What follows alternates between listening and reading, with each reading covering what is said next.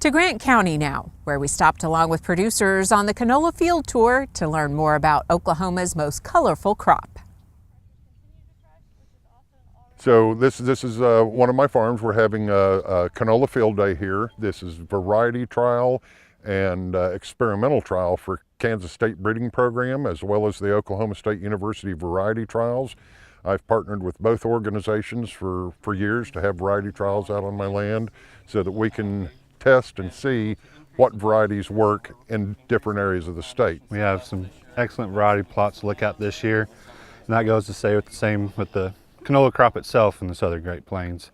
It's been an excellent year. It's been a few years since we came out of winter with this good of moisture that really let that canola crop get off and going.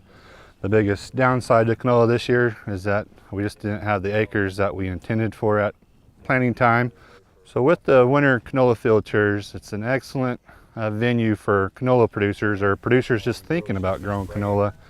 They get some hands-on experience with the crop. If they have questions, we have a lot of state specialists here. The other good thing about the field day is it gets us out of our office and looking at our plots, and we see what's going on in the real world and get a lot of questions from farmers where in a meeting setting they may not want to ask certain questions in front of other people, but you get them in a small group in a field setting.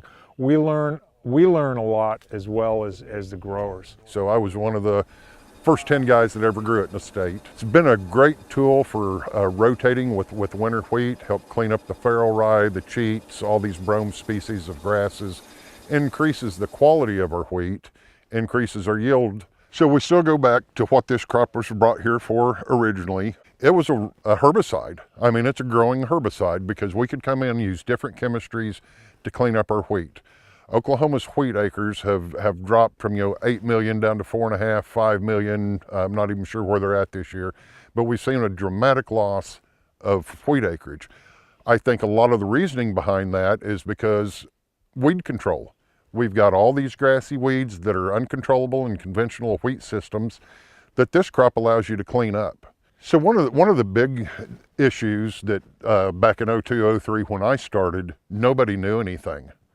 So, it was a really steep learning curve. We tried to talk to people in North Dakota, Minnesota, where they've been growing the crop for years. We talked with people from Canada, where spring canola has been grown for, 40, 50 years now. There was not a correlation between the spring varieties and the winter varieties. And so I went through like I said, a very steep learning curve. I always tell people I've messed this crop up any way that you can think of, but I learned from it. And being able to share that with other producers around the state has been a great benefit, helped them be more successful and spread the crop throughout the state. As I said before, it is drastically needed in Oklahoma.